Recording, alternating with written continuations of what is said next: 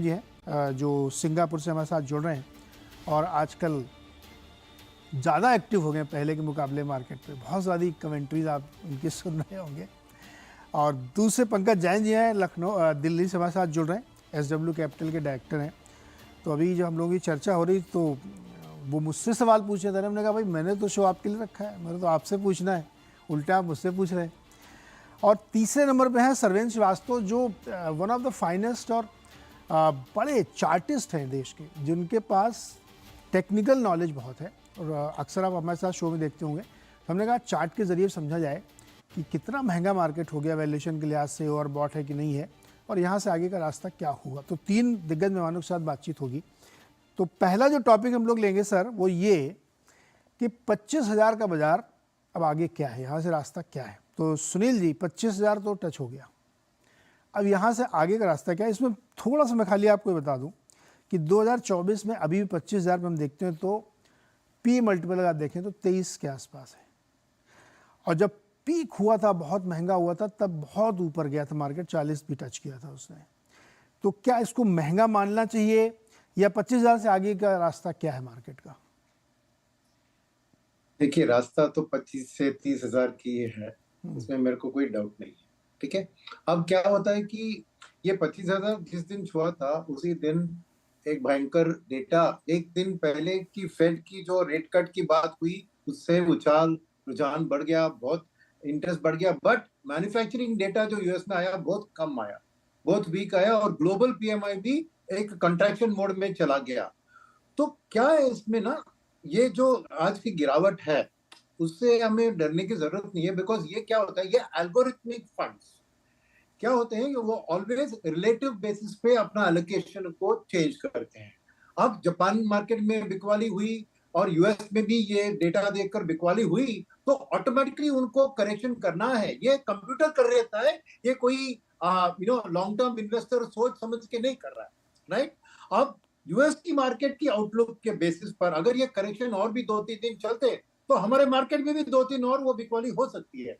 मगर अल्टीमेटली क्या है, मार्केट को भी ये चीज याद में आएगी, यूएस मार्केट की बात कर रहा हूं, कि अगर स्लोडाउन दिख रहा है मैन्युफैक्चरिंग में तो और भी चांसेस रेट कट और ज्यादा होने की। अब के लिए मार्केट सितंबर में एक रेट कट को डिस्काउंट कर रहा है और 2 इस साल में। शायद अभी मार्केट 2 रेट कट को डिस्काउंट करेगा जैसे ही वो सामने डेटा आएगी। बिकॉज रेट कट का कारण क्या है, एक होता है इन्फ्लेशन से अगर आप संतुष्ट है ट्रेजेक्टरी तो आप रेट कट की सोच रहे हैं, पर सेकेंड ग्रोथ को बूस्ट करने के लिए भी रेट कट, और यहाँ पर अनएम्प्लॉयमेंट का डेटा जो यूएस में है वो भी बहुत खास होगा। तो इसलिए मेरा मानना है कि ये 2-3 दिन की शायद बहुत जबरदस्त भी बिकवाली हो सकती है, मगर 2-3 दिन के बाद ये सेटल डाउन हो जाएगी। और फिर वापस जब एक स्ट्रॉन्ग रेट कट का एक्सपेक्टेशन बिल्ड होता है तो वो इक्विटीज के लिए पॉजिटिव है और मार्केट में बाउंस बैक होगी। अब इसमें दो चीज है, उधर बाउंस बैक होगी तो रिलेटिवली वापस एल्गोरिथमिक ट्रेडर्स यहाँ पे वापस आएंगे। बट क्या चीज है कि शायद वो उसी सेक्टर में जहाँ पे करेक्शन हुआ था शायद उसी में वापस नहीं आएंगे, किसी और सेक्टर में जहाँ पे उनको और भी वैल्यूएशन की एडवांटेज दिख रही है। तो ओवरऑल मेरे लिए मार्केट की ओवरऑल बढ़त अच्छी होगी, मगर जो सेक्टर्स में अभी बिकवाली हुए यही सेक्टर्स वापस दौड़ेंगे ये हम नहीं कह सकते। तो मेरे लिए कोई ये डरावट की चीज नहीं है। इनफैक्ट लॉन्ग टर्म बायर्स के लिए ये ऐसे ही मौके आपको प्रॉफिट के लिए आते हैं। कोई अदर डेवलपमेंट नहीं है जो कि इंडियन ग्रोथ स्टोरी को या इंडियन स्टोरी को। और एक बात आपने वैल्यूएशन से की, ये कि 23-25 ये सब वैल्यूएशन अभी सितंबर एंड तक की इसका वैल्यू है, क्योंकि अक्टूबर महीने से मार्केट 2026 को डिस्काउंट करने लगेगी 1 ईयर फॉरवर्ड में। तो वो टाइम करेक्शन जो होता है तो ऑटोमेटिकली आके आज की वैल्यूएशन आपका 23 21 या 21.5 में आसानी से सेटल डाउन हो सकता है। तो मेरे लिए मार्केट स्पेशली लार्ज कैप क्षेत्र में, बहुत ओवर वैल्यूड क्षेत्र नहीं, मिड कैप स्मॉल कैप की बात अलग है, अलग बात करेंगे उसमें। मगर और आज की मेरी जो स्टेटमेंट है कि अल्गो ट्रेडिंग एफआईएस की बिकवाली थी, उसका आप मानना रख सकते हैं कि फर्स्ट बार मैंने देखा है कि लार्ज कैप का करेक्शन मिड कैप और स्मॉल कैप से ज्यादा हुआ है। करेक्ट। नॉर्मली जब होता है करेक्शन तो लार्ज कैप थोड़ी गिरती है तो मिडिल स्मॉल कैप लिक्विडिटी के कारण और ज्यादा गिरती है। आज ऐसा नहीं हुआ है, आज एक्चुअली मिडिल स्मॉल कैप में कम गिरावट हुआ है कंपेयर टू लार्ज कैप। यानी ये हेज फंड्स जो ओवरसीज के हैं उनकी खिलवाड़ की रिजल्ट है।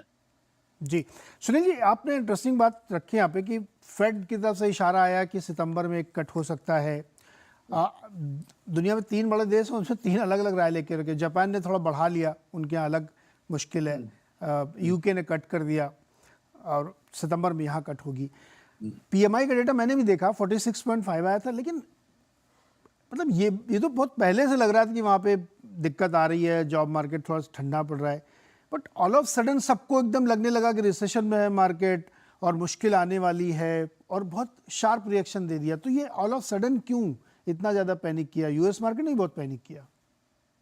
नहीं, वही मैं कह रहा हूँ ना कि ये चीज ऐसी है कि आई डोंट थिंक मार्केट इतना शार्प करेक्शन मैन्युफैक्चरिंग इंडेक्स में एक्सपेक्ट कर रहा था, और उतना तक कि पूरे वर्ल्ड की पीएमआई को गिरा दिया बिलो इनटू कॉन्ट्रैक्शन मोड।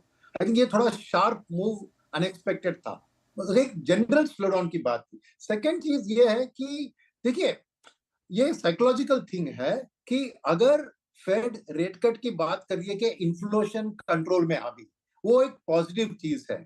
मगर अगर फेड रेट कट कर रही है, करे ग्रोथ बहुत धीमी हो रही है, उसे बूस्ट करना है, तो वो negative reason for rate cut होता है।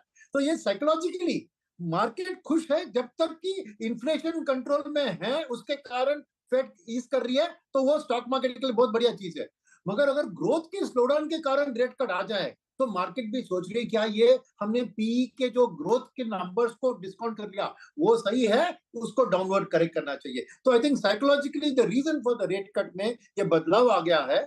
इसीलिए मैं कह रहा हूं कि एक्चुअली 2-3 दिन में मार्केट सेटल होकर देखेगा कि एक्चुअली इसके बाद उनकी एक्सपेक्टेशन ऑफ रेट कट 3 से शायद 4 भी हो सकती है इस साल के अंदर।